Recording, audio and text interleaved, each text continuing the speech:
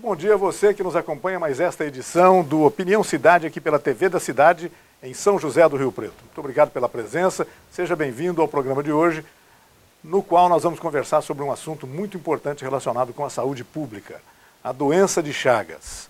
Os médicos cardiologistas Oswaldo Tadeu Greco e Rafael Lois Greco foram autorizados pelo Ministério da Saúde para participar de um estudo pioneiro no país com pacientes diagnosticados com doença de Chagas.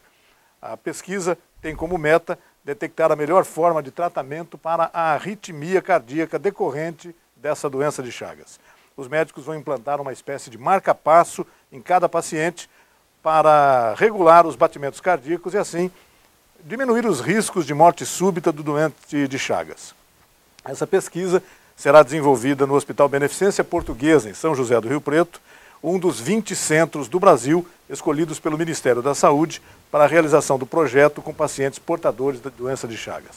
Nós estamos hoje conversando aqui no nosso programa com o cardiologista Dr. Oswaldo Tadeu Greco. Muito obrigado pela presença, Dr. Oswaldo. Obrigado pelo convite. Trabalho importante esse que será realizado aqui em São José do Rio Preto também. Como é que vai funcionar esse trabalho, esse recrutamento das pessoas? Quais os critérios para escolher essas pessoas? Imagino que muitas pessoas vão querer... Muitas pessoas portadoras de doença de Chagas poderão participar. Como é que vai funcionar tudo isso? Muito obrigado mais uma vez. Obrigado pelo convite. Eu acho que realmente essa informação é extremamente importante por ser um trabalho feito pela primeira vez no país. Não que seja relacionado ao paciente chagásico, porque existem já muitos trabalhos realizados nesta área. Mas este, especialmente, é um trabalho diferente porque vai abordar pacientes que correm risco de morte súbita. Esse termo é um termo que às vezes fica difícil de entender. Morte súbita, nós já sabemos que o paciente chagásico, ele, entre outros detalhes, ele corre o risco de repente ter uma morte súbita, que é inesperada, uma morte inesperada. Alguns, por muita sorte, estão em algum ambiente que está preparado para ressuscitá-lo e consegue sobreviver, mesmo tendo uma parada cardíaca. Tendo uma parada cardíaca, ele consegue sobreviver ao lado de médicos ou paramédicos que vão ressuscitá-lo. Equipamentos, etc. Equipamentos e tudo, ele pode ter esta sorte, que na maioria das vezes não existe esse momento, isso não acontece. Então, o que o Brasil, o Ministério da Saúde e esta área de cardiologia ligada à estimulação cardíaca artificial, que é o marca-passo, pretende fazer nesses 20 centros que foram autorizados e nós, pela experiência acumulada, não só na doença de Chagas, como também por estarmos ligados à área de marca-passo no Brasil há mais de 30 anos, acumulamos essa experiência e vamos poder socorrer estes candidatos, entre aspas, à morte súbita. Claro que não é fácil recrutar e saber quem é candidato desse grupo de chagásicos a ter morte súbita. Isso realmente é uma incógnita ainda e esse trabalho vai ser desenvolvido para descobrir aqueles que têm mais chance, então serão protegidos por esse implante de marca-passo. Bom, serão selecionados em todo o território nacional, eu estou informado aqui, 1.100 doentes de Chagas, né?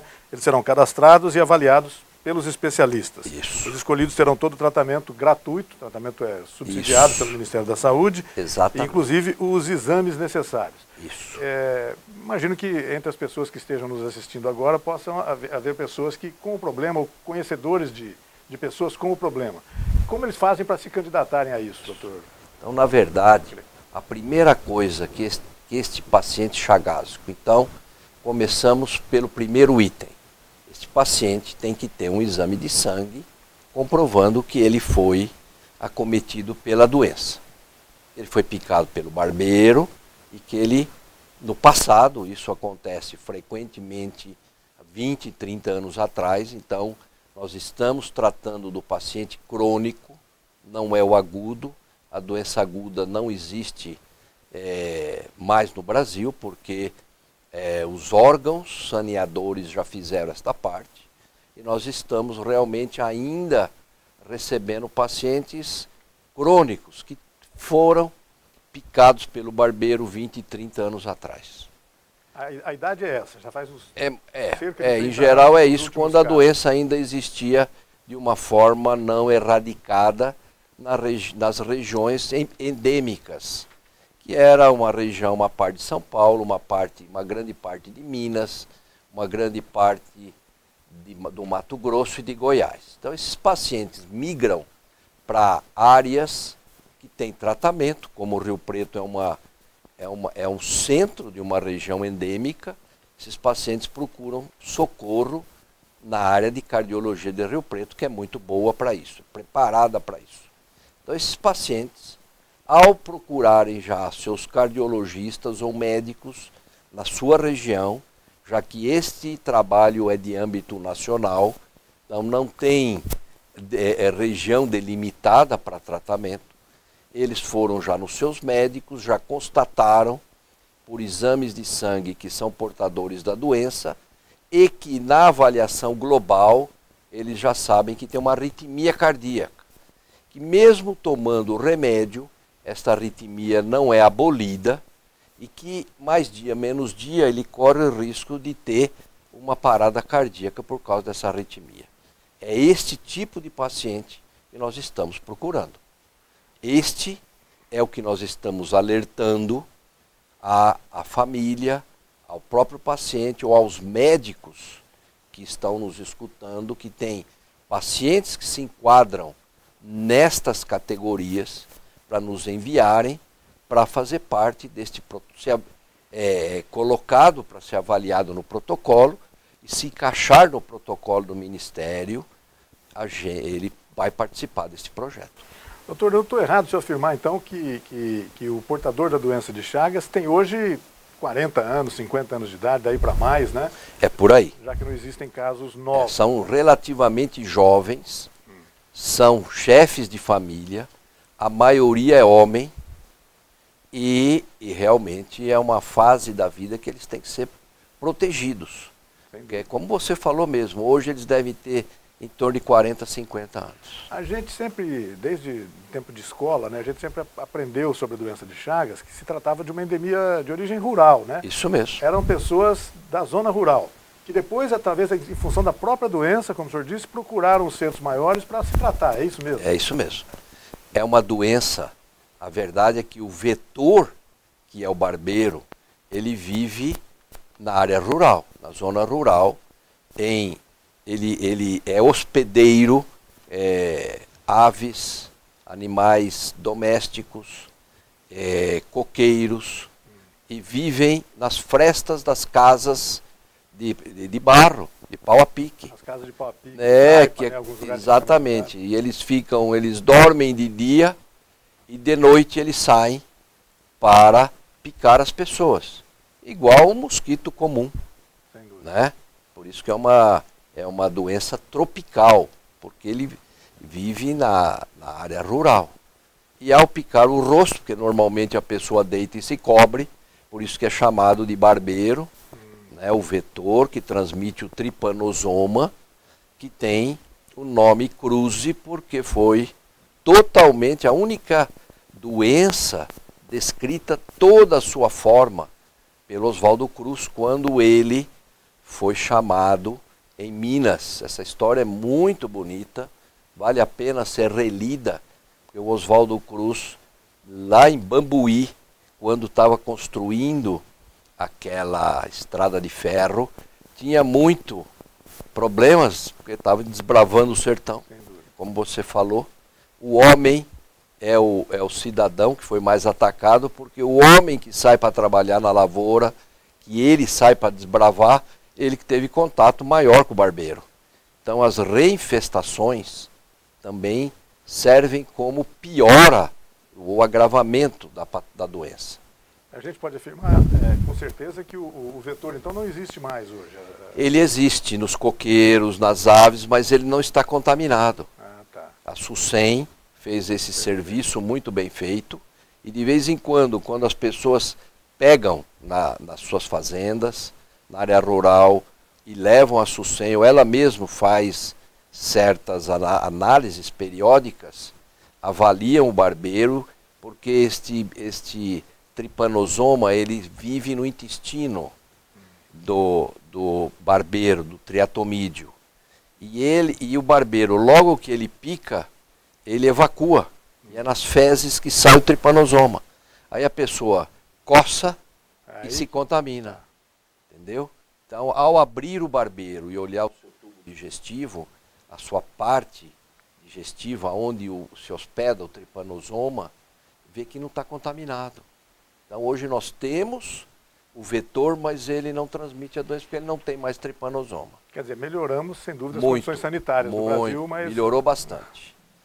Já tem áreas, por exemplo, Minas, que era um dos maiores locais do Brasil de reduto da doença de Chagas, hoje, pelo menos, tem o doente crônico, mas os agudos dizem o controle sanitário que não tem mais contaminação.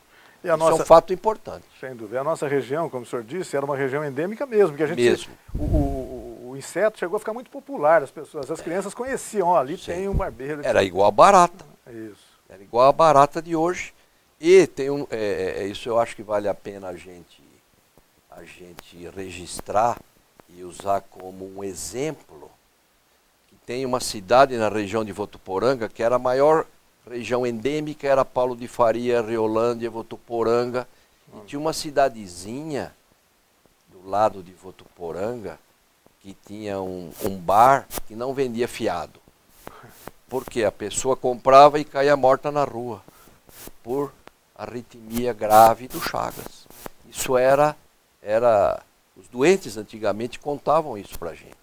Quer dizer, era endêmico mesmo. Era endêmico mesmo, comum, né? E tinha muita doença de Chagas. E eu acho até, Rei, que Rio Preto se tornou um exemplo de cardiologia no Brasil por causa de estar relacionado com a doença de Chagas. Puxa vida. Porque os doentes vinham muito para Rio Preto e a cardiologia de Rio Preto cresceu muito. Tanto que se você olhar estatísticas de atendimentos passados, agora não, Claro. passados, de implante de marca-passo, de estudos na área de cardiologia geral, os chagásicos correspondiam em torno de 50% a 60% de toda a estatística. Puxa vida. Então, fez Rio Preto crescer e do... ditar regras para o Brasil. E ainda hoje fica com esta marca, de que todos os estudos de Chagas no Brasil, Rio Preto é centro de referência. Pois é, eu acho que a medicina riopretense, a cardiologia riopretense, acabou fazendo desse limão uma limonada, né? É verdade. Apesar de um fato triste, trágico, né? Trágico, mas para o crescimento da cardiologia de Rio Preto, a doença de Chagas foi fundamental. Para Rio Preto, para Uberaba, para Uberlândia. É claro que nós não estamos aqui procurando retirar fatos e qualidades de outras especialidades. Claro. Mas Rio Preto, Uberlândia, Uberaba e Goiânia foram os focos de crescimento da cardiologia baseado na doença de Chagas. Regiões que, na verdade, doutor Greco, coincidem com um grande desenvolvimento das fronteiras agrícolas, Isso. etc. Quer dizer, então houve desmatamento, Isso. e aí que... Exatamente. Claro que isso explica esse problema. Explica mesmo, isso daí mesmo. Tá certo. Então, esse barbeiro contaminou um monte de gente, mas eu acho que aqui vale a pena a gente citar o seguinte. Porque tem pessoas que estão nos assistindo que vão dizer, poxa, eu tenho doença de Chagas, então meu exame deu positivo, eu vou procurar. Não é bem assim. Desse grande grupo de chagásicos no Brasil, que hoje calcula-se que tem uns 10 milhões, Puxa vida.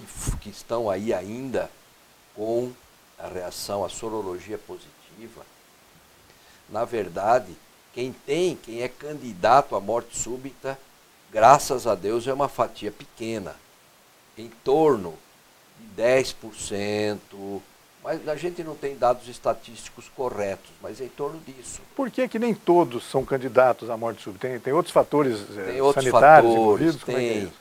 Porque, na verdade, a lesão cardíaca provocada por uma reação do hospedeiro, que é o tripanosoma, que é o causador não se sabe exatamente por quê, se ele agride direto ou se é a reação do organismo de cada um que provoca isso. Na verdade, é o seu anticorpo que está te protegendo. Claro. Uns têm mais, outros têm menos. Então, a agressão ao coração varia de pessoa para pessoa. Você pega famílias, todas foram contaminadas. Uns não têm nada, outros têm doença cardíaca de um jeito, outros de outro jeito. Então, varia. Varia principalmente da defesa de cada um. Sem dúvida. Esta defesa é a que responde o que você me pergunta. Uns atacam mais o músculo do coração, então fica aquele coração dilatado, e outros atacam mais a parte elétrica do coração. É claro que tem outros que não atacam nada, e tem outros que atacam tudo. Então varia muito da defesa pessoal de cada um. Agora, esse número que o senhor citou, a estimativa de mais ou menos 10 milhões de chagásicos no Brasil. Dados relativamente recentes, publicados em revistas. Não muito expressivo, né? Quer dizer, mais ou menos 5% da população brasileira. Ainda tem um grupo grande. Se a gente tiver, você vê, se a gente tiver relacionado a essa arritmia 1 milhão de pessoas, 10% ou menos até, a gente vai ter com esses 1.100 pacientes um mapa para poder depois atingir uma área maior, um número maior. É um universo bem representativo, né? Já dá para ter uma ideia. Por isso que foi colocado 1.100. Tá, é um número... Porque isso foi feito um grande estudo estatístico primeiro para dar representatividade estatística. Sem dúvida. Para dizer, olha, vale a pena tratar ou não vale? Porque a gente tem que ter uma resposta. E essa resposta tem que sair do Brasil.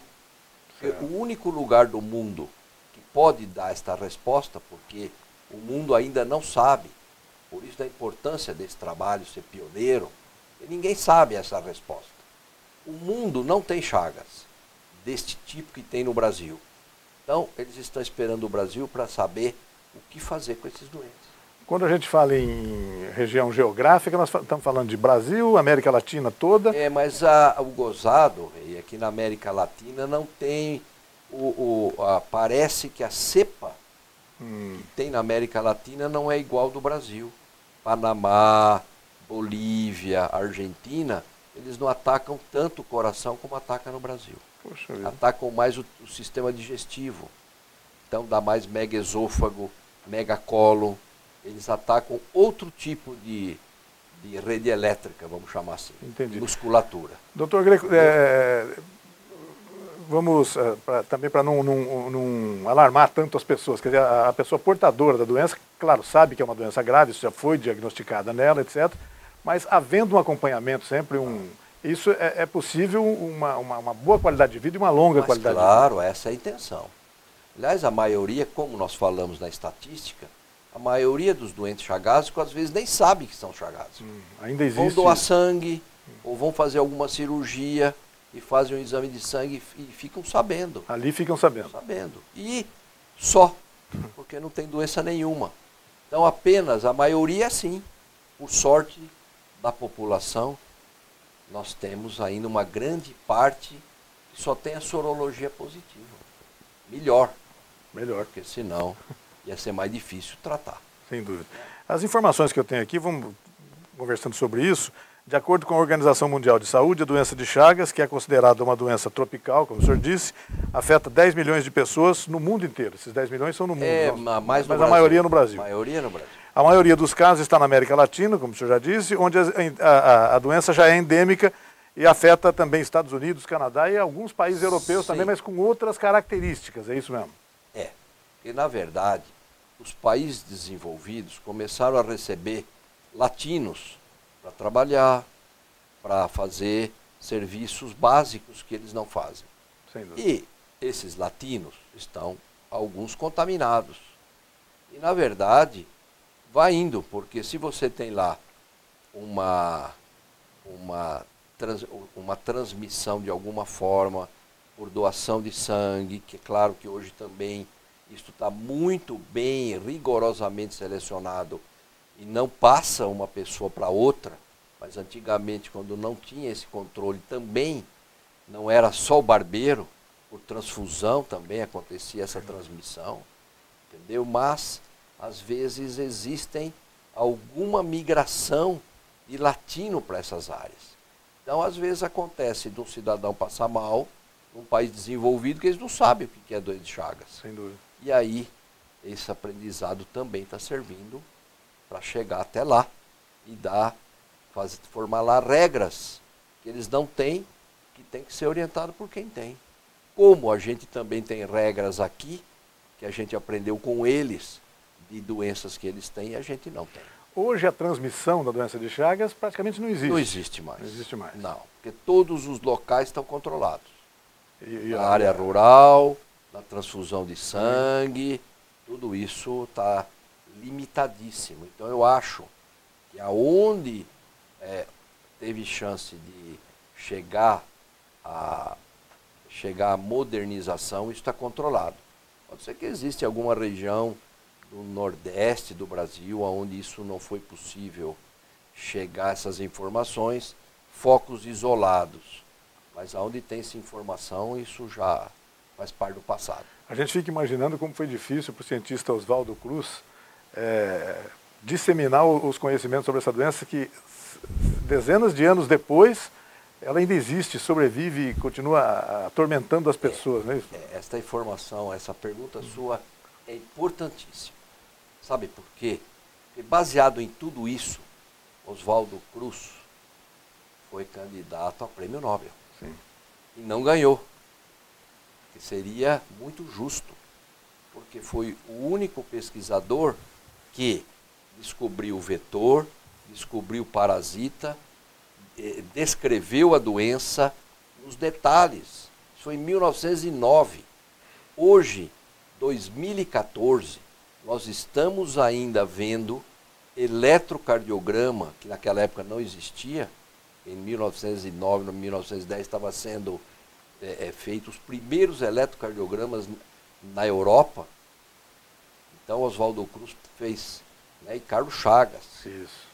Carlos Chagas, que leva o nome Chagas, a pedido de Oswaldo Cruz, fez toda essa descrição e ele foi candidato, esse raciocínio, Chagas e Cruz, que levam até hoje, nós temos o Instituto, a Fiocruz, Sim. que graças a Oswaldo Cruz, né, todo este raciocínio foi preparado para ganhar prêmio Nobel.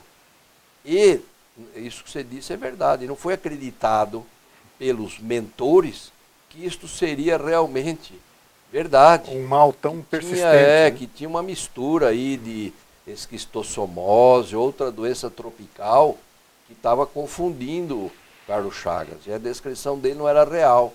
Então você vê que hoje ainda a gente vê eletrocardiograma, exames do coração que ele apenas na avaliação clínica do doente, ele já descreveu, há mais de 100 anos atrás. Pois é. Veja a perspicácia de uma pessoa, o mérito desta pessoa. Então, realmente ele merecia o prêmio Nobel mesmo. Pois é, devia ter ganho, né? Devia ter ganho. A importância desses cientistas e tantos outros que trabalham no Brasil há tantos anos, etc., diante de enfermidades tão persistentes como a dengue, né? A dengue a gente aprendeu na escola, lá atrás, que estava erradicada, não teria mais problema. E agora nós estamos tendo no estado de São Paulo, o estado mais avançado do Brasil, em regiões como a de Campinas, por exemplo, hoje ouvi notícias dizendo em 17, 20 mil casos da doença. É preocupante, né? Preocupante, né? Um mês da Copa, imagina, ainda ter esse tipo de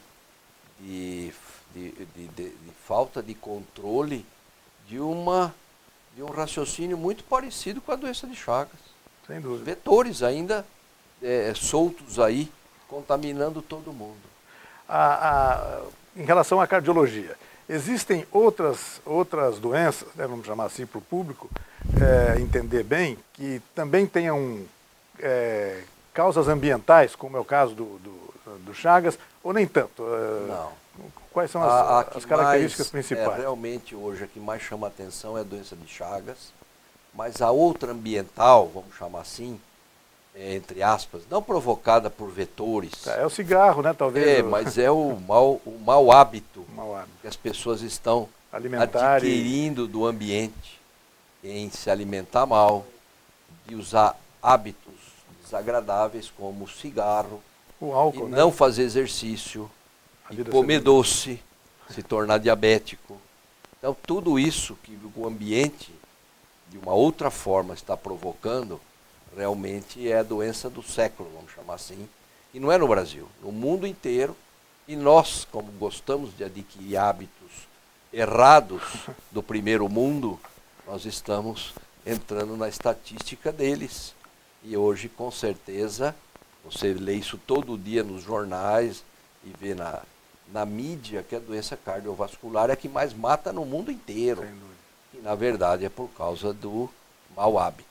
Parece que cada vez também atingindo pessoas em idade mais baixa, né? Mais novas, quer dizer... Porque os jovens estão adquirindo, na verdade, as responsabilidades grandes, estão assumindo situações de comando de empresas em que a cobrança é muito grande, e isto leva a uma ansiedade, a uma angústia que ele tem que descarregar em alguma coisa.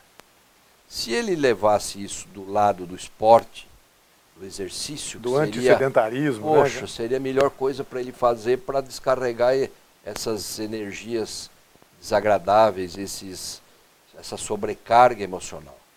Mas o que ele faz? Ele trabalha mais, ele come mais errado, né? Ele fuma para tentar descarregar um pouco a ansiedade e não faz exercício.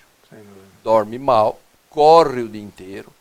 E ele está realmente provocando uma lesão cardíaca que às vezes pode ser súbita, irreversível ou, se for tratável, com danos irreparáveis.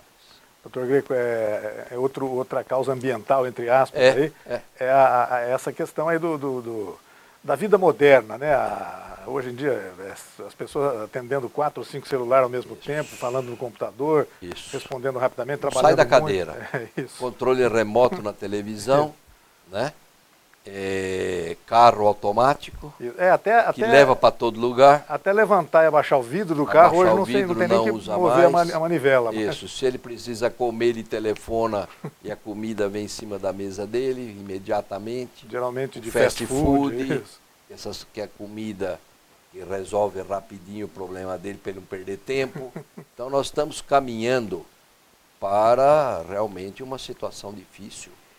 E a gente percebe no dia a dia da cardiologia isso daí. Crianças obesas, né? Quer dizer, é uma coisa que já começa a ser começando lá embaixo. Frequente, né? Começando o mau hábito para a criança não fazer birra, para ficar quietinha na frente da televisão, dar um saquinho ali de qualquer coisa para se distrair. Tá certo. Né? Vou pedir a sua permissão para um rápido intervalo no nosso programa. A gente volta para o segundo tempo, conversando aqui com o Dr. Oswaldo Greco a respeito de um trabalho sobre o acompanhamento de doenças de Chagas, que vai ser realizado em todo o Brasil, e um dos centros de referência é São José do Rio Preto, através da Beneficência Portuguesa. A gente volta a conversar sobre esse assunto daqui a pouquinho, logo depois do intervalo. Até já.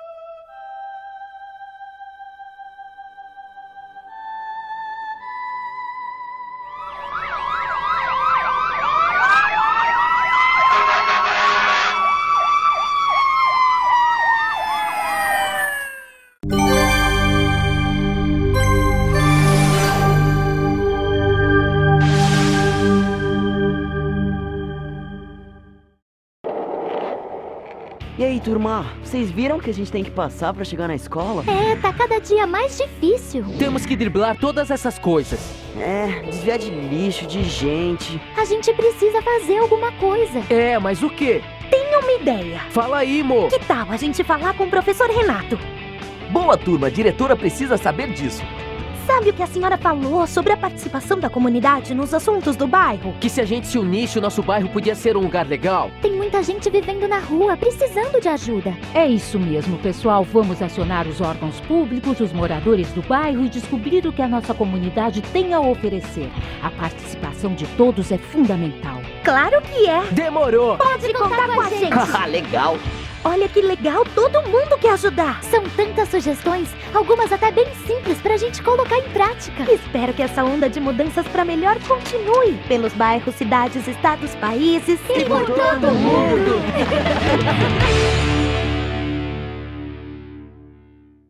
Participe da campanha do agasalho do Fundo Social de Solidariedade de São José do Rio Preto. Dê alegria a quem precise. Doe o seu calor. Contamos com você. Mãe, por que minha barriga ronca? Por que eu sou tão magra? Por que eu não tenho força nem pra brincar? Por que eu sou menor que os outros meninos da minha idade? Por que meu irmãozinho foi pro céu? Por incrível que pareça, muitas crianças ainda morrem antes dos 5 anos de diarreia, pneumonia, desnutrição e por falta de pré-natal. Mas com a sua ajuda, elas podem ultrapassar a idade do porquê. Acesse doeumamigo.org.br.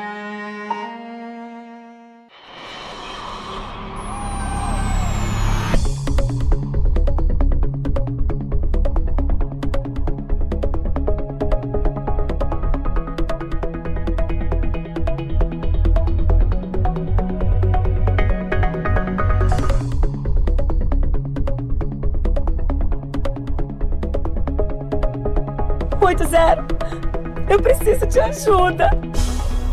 A violência contra a mulher é todo ato que cause morte, dano ou sofrimento físico, sexual ou psicológico em casa ou na rua. No Brasil, uma mulher é assassinada a cada 2 horas. Os agressores normalmente são os namorados, maridos, parceiros ou ex-amores. Muitas mulheres já enfrentaram a violência e lutam pelos seus direitos. Mudar esta cruel realidade é dever de todos nós. Eu sou Maria da Penha.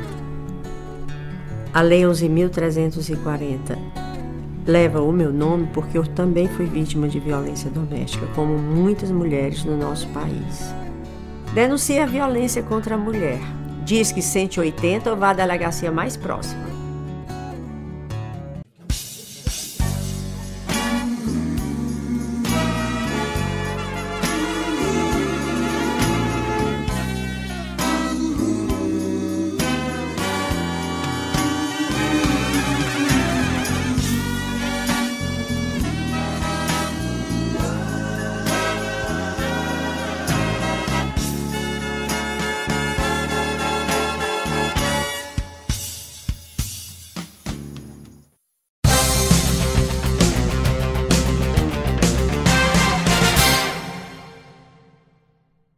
Estamos de volta com Opinião Cidade, aqui pela TV da Cidade de São José do Rio Preto, conversando hoje, neste feriado de 1º de maio, com o cardiologista Oswaldo Tadeu Greco, que é um dos profissionais brasileiros autorizados pelo Ministério da Saúde para participar de um estudo pioneiro no país com pacientes diagnosticados com a doença de Chagas.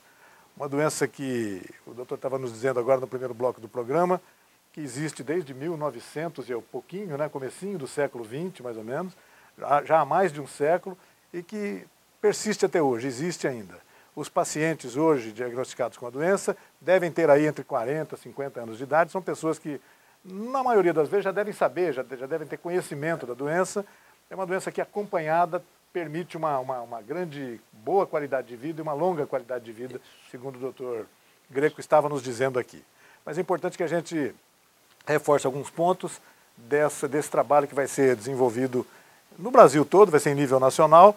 Rio Preto é um dos centros de referência para isso, através da excelência da cardiologia rio-pretense, né, doutor Oswaldo? Isso que é muito importante. E o Hospital da Beneficência Portuguesa é que vai centralizar isso aqui em Rio Preto. Então, a pergunta é essa. Vamos começar de novo a esclarecer para as pessoas, ponto a ponto, quais as pessoas que têm indicação para participar dessa pesquisa e, consequentemente, desse tratamento que vai ser gratuito. Então, na verdade, o primeiro fato é que o paciente tem que ter a reação sorológica do sangue positiva para a doença de Chagas. Então, ele já tem que saber que ele é um paciente chagásico, ele já está em tratamento com algum colega, com algum médico, relacionado a esse tipo, por causa desse tipo de problema. Não é todo doente que tem a reação positiva que vai se encaixar nesse projeto. Ele tem que ter, além da reação positiva, uma doença do músculo cardíaco ou do sistema elétrico do coração. Isto quem vai dizer a ele é o médico que o acompanha, que vai vê-lo e vai dizer, através de exames complementares, eletrocardiograma, ecocardiograma e Holter, que é uma gravação de 24 horas, dizer para ele, eu já disse, que ele já está tomando, inclusive, um medicamento, porque ele tem uma arritmia cardíaca. Entretanto, mesmo tendo essa arritmia cardíaca, o medicamento que ele toma não está sendo eficaz. E ele corre o risco de que, de repente, piore essa arritmia. Este é o paciente que se encaixa neste projeto. A doença de Chagas, ela pode ser enfrentada pela medicina com medicamento, só com medicação, ou podemos chegar ao extremo dos equipamentos, é o caso do marca-passo agora, e chega-se a caso de se falar em transplante cardíaco, doutor? Então, veja bem, tratamento específico para a doença não existe, não tem.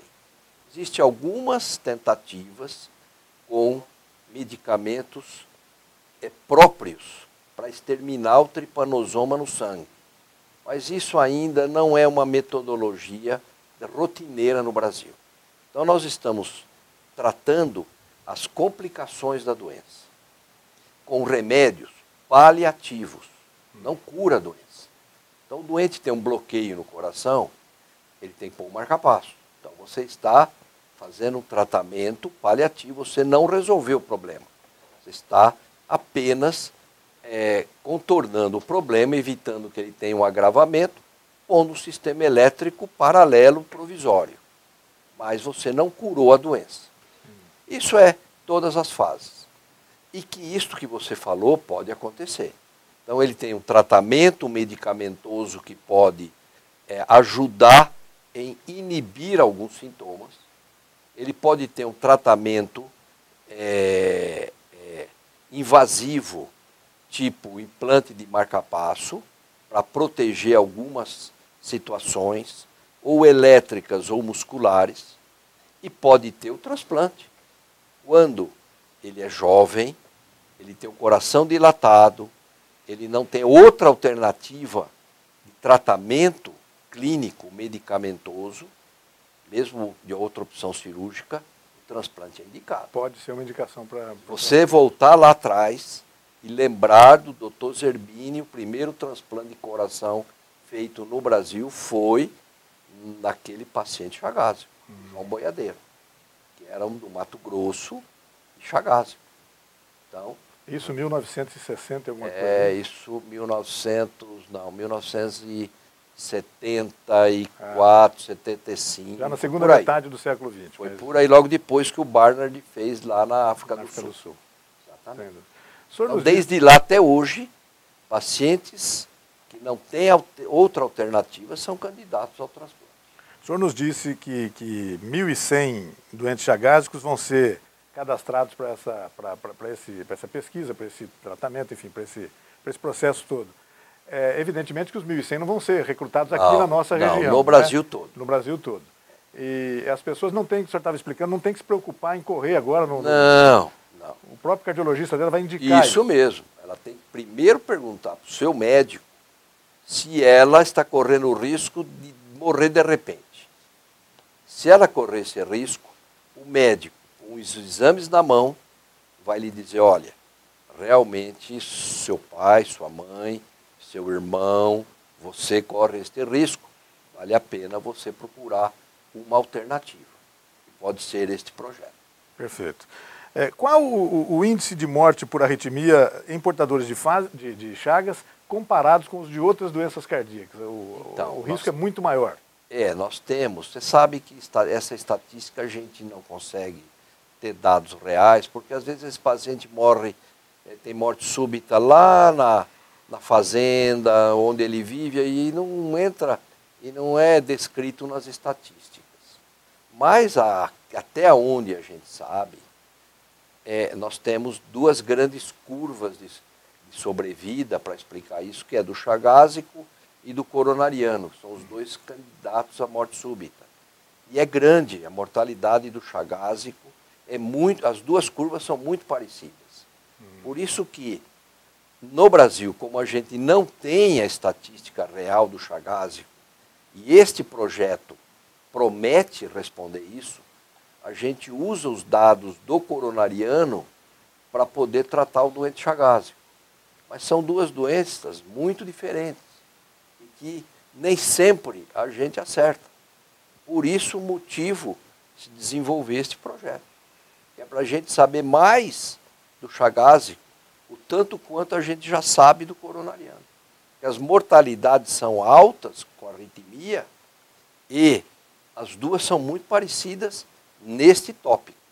Por isso que a gente tem que, ao tratar uma desta forma, tentar fazer a mesma com a doença de Chagas.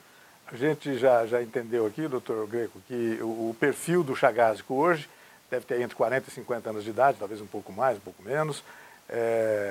Mas eu imagino que sejam pessoas oriundas da zona rural, isso é mais ou menos claro, né? Pessoas com um bom nível de informação, como é que é isso? Como é que o senhor... Não, essa pessoa não tem informação. Essas pessoas, por isso que a mídia é importante, porque chega na casa dela esta informação. O doente coronariano tem as informações, porque ele é um empresário, ele é uma pessoa esclarecida, que vê televisão, que lê livro, lê revista. Vai no médico todo ano fazer seu check-up. O pessoal da lavoura é um pessoal mais difícil de relacionamento. De encontrar, inclusive. Encontrar, ele fala que ele tem que trabalhar, que ele não pode perder o dia de serviço porque para ir no médico, e às vezes ele mesmo não gosta de ir no médico. Ele não foi criado dessa forma. Essa pessoa é mais difícil de você contatar. Às vezes ele consegue sair de lá, porque os filhos vão lá, pegam e levam no médico, entendeu? Então é uma população diferente, que não vai ser fácil, apesar de você ver que o número 1.100 parece ser um número fácil de recrutar, mas não vai ser fácil achar esse grupo no Brasil, não. Você tem que acertar as pessoas. Tem que acertar as pessoas, tem que convencê-las em participar de um projeto que não é fácil. Elas têm que voltar periodicamente e fazer avaliações desse tratamento para entrar nas curvas de estatística, tem que fazer exames. Então não é fácil recrutar isso no Brasil todo.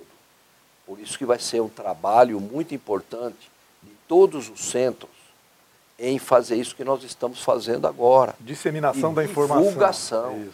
Para poder recrutar a pessoa certa que se encaixe, para que se possa dar uma resposta estatística de como esse paciente deve ser tratado. Se o que a gente está tentando fazer está certo. Por isso que de vez em quando vão ser reavaliados os grupos para saber se, chegando a certos níveis de resposta, a gente já tem alguma informação de saber se está fazendo as coisas. Avança em algum outro ponto. Isso, tem que, às vezes, mexer em algum outro detalhe. É curioso, no caso da doença de Chagas, nunca existiu vacina e nem existe vacina para isso, não tem mais jeito. Nunca vai existir, porque agora não é mais o caso. Mas existem outras, o senhor estava dizendo, outras formas de controle da doença. É muito importante que as pessoas tenham, então, informação. Consultem regularmente o médico. O médico da cidade, do posto de saúde, da região. Porque hoje, principalmente aqui no estado de São Paulo, toda cidade tem um médico. Então, não tem motivo para dizer, eu não vou no médico porque está muito longe, não é isso. Então, esse tipo de desculpa não tem cabimento, pelo menos aqui no estado de São Paulo. A nossa região... Principalmente a nossa bem região. Aparelhada em matéria tem muito médico, tem bastante gente aí trabalhando direito, bem formado e sabe em enquadrar as coisas como elas devem ser feitas. Doutor Greco, quem deu o pontapé inicial para surgir essa pesquisa aí? Quem começou? Olha, essa história toda, e aqui realmente é importante a gente citar que o Dr. Martino Martinelli Filho, colega nosso do INCOR, responsável pela área de estimulação cardíaca artificial, está lutando com este projeto há mais de 5 anos, fazendo que todas as etapas, que não é fácil, porque o custo é alto para se fazer isso, e que o doente não tenha nenhuma despesa, ele conseguiu congregar uma série de fomentos, de indústria, de partes do governo, para que isso pudesse ser levado avante. Então eu acho que o mérito é dele em congregar as pessoas certas, as regiões certas, os colegas que têm experiência. Então, quem teve esse trabalho, essa preocupação e montar todo esse raciocínio, vem do Martino, que já tem histórias passadas em desenvolver projetos nesta área, e realmente eu acho que este é o que vai culminar desse pioneirismo em responder perguntas até então que a gente não tem as respostas, e coroar ele esse sucesso desse trabalho que ele vem fazendo à frente do INCOR aí há muito tempo, e que a gente está disposto a arregaçar a manga com todos esses grupos do Brasil em dar essa resposta para a comunidade brasileira, que vai ser a que vai ser mais afetada e que vai receber essas vantagens, mas a comunidade internacional. Pois é. Para mostrar que o Brasil tem um alto nível de pesquisa e sabe tratar corretamente os seus pacientes. E é muito importante chegar a essa conclusão que 100 e tantos anos depois dos primeiros casos da doença, ainda existem respostas a serem dadas. Isso mesmo, isso mesmo. Isso é fundamental, mostrar que essa ideia não foi abandonada e que tem pessoas ainda aí pedindo auxílio, e que a gente tem que ter dados na mão para mostrar para as famílias, aos pacientes, aos hospitais e principalmente aos órgãos que pagam estes tratamentos, que futuramente isto comprovado vai cair numa rotina nacional. E isto vai ser depois, tem que ser pago ou bancado por entidades tipo SUS ou convênios de saúde. Mas para que você tenha esse tipo de relacionamento e de retorno, você tem que ter um documento na mão. Sem dúvida. Chama-se diretrizes, que é aceita no mundo todo. Quando você faz uma reunião e escreve uma diretriz de uma doença, isso se torna padrão no mundo inteiro. Então hoje a gente sabe tratar uma série de doenças em todas as especialidades, porque essa doença aqui, no Japão, nos Estados Unidos e na Itália, tratada do mesmo jeito, porque as regras são as mesmas. Então, isto, passando para a doença de Chagas, nós vamos ditar as regras. Por quê? Foi feito um estudo sério, com avaliação estatística correta, e a resposta tem que ser respeitada. Então, é esta que eu acho que é a mensagem final que fica de tudo isso que nós conversamos. E acho que é importante frisar também, doutor, que essas pessoas que se prontificarem a participar dessa pesquisa, ao mesmo tempo em que estarão dando uma grande contribuição para essa informação, para a ciência de uma maneira geral, também estarão se beneficiando a si próprias, porque serão acompanhadas, não é isso? E como é que será esse acompanhamento, só para a gente... Este acompanhamento, esse ponto é importante. Então você vê que a gente tem que fazer o diagnóstico correto para enquadrar a pessoa correta, para se beneficiar e responder esta pergunta.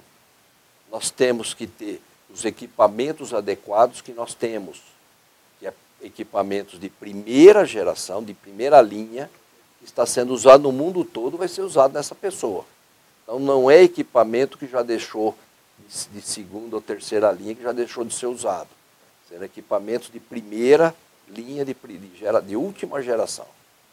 E o terceiro item que você tocou muito bem, que é importante esclarecer, essas pessoas vão ser acompanhadas num protocolo rigoroso para se fazer avaliação por pessoas e médicos que têm experiência na área, porque este marca-passo tem um computador lá dentro. E nós vamos retirar os itens, os dados, e colocar numa planilha, que vai cair numa planilha geral no Brasil, e esses dados vão ser analisados. E as conclusões sairão daí. Por isso que você citou no início da nossa apresentação que nós estamos trabalhando num grupo e que eu faço a parte clínica, faço a seleção dos doentes e encaminho ao Rafael, que é meu filho, trabalha comigo, para fazer a outra parte do protocolo. Então nós dividimos em dois. Além de ter o suporte todo de um hospital que é a Beneficência Portuguesa, nós temos todo... Que é um grande centro de referência. Claro, claro. Tá em todo o preparo para todas as atitudes que serão tomadas. Nós temos os equipamentos para acompanhar esses pacientes, que o Rafael fez esse treinamento no próprio INCOR muitos anos, para que os dados coletados corretamente serão de base para conduzir os dados estatísticos e as respostas desta pesquisa. Então, isso é um grupo de informações. Não é só o paciente bem indicado, é o paciente bem operado por equipamentos de última geração e acompanhados também por equipamentos de última geração. Sem dúvida. Para fechar o raciocínio. Sem dúvida. Doutor Oswaldo Greco, eu gostaria de agradecer muito a sua presença em nosso programa hoje aqui. Passamos aí 1 hora praticamente conversando sobre um assunto muito relevante, né? A saúde pública, né? A saúde das pessoas, a maneira como fazer para melhorar essa saúde, e aí a informação acaba sendo preponderante para tudo isso, né? Para terminar, uma última pergunta para o senhor, eu gostaria de saber o seguinte: tirando, doutor Greco, essa questão dos maus hábitos que algumas pessoas têm com relação a alimento, etc., vida sedentária, etc., de um modo geral, como é que está o coração do Rio Pretense? Está indo bem? Está bem, o Rio Pretense a gente pode ver por algumas informações. Você vê o pessoal andando em volta da represa, você não vê tantas pessoas obesas, você vê a mídia sempre informando as preocupações diárias de hipertensão, de alimentação correta. Então a impressão que eu tenho é que o Rio Pretense está focado em ter uma boa qualidade de vida associado a essas preocupações todas que nós dissemos. Essa semana, ainda uma notícia de jornal dizia que algo em torno de 50% da população tem problemas de hipertensão. Eu achei o número um pouco exagerado. Né? É que os números são esses mesmos, viu? É que a maioria das pessoas não se preocupam em procurar médico, em avaliar os seus níveis pressóricos, porque acham que está tudo bem. E às vezes levam um susto quando tem alguma complicação. Mas os números da hipertensão são altos porque o paciente hipertenso ele não tem um relacionamento adequado com o seu médico. E ele não toma o remédio direito. Essa aderência do hipertenso é séria. E a falta de aderência é grande, por isso que o número de hipertensos está aumentando. Porque por causa do sal, por causa do álcool, por causa da obesidade, da vida sedentária, da ansiedade, isso vai crescendo. Não tem jeito de, se ele não se policiar, vai complicar. Doutor Oswaldo Greco, mais uma vez, muito obrigado pela sua presença. Eu quero agradecer o convite. Eu acho que essa informação para aqueles que estão nos assistindo é extremamente importante. Como você falou, é um problema de saúde pública que tem que ser realmente informado pelos meios de comunicação, porque a penetração deles nos lares é muito grande. E te prometo que logo que a gente tiver algum dado já relacionado na evolução da pesquisa, nós voltamos a conversar para reorientar essas pessoas.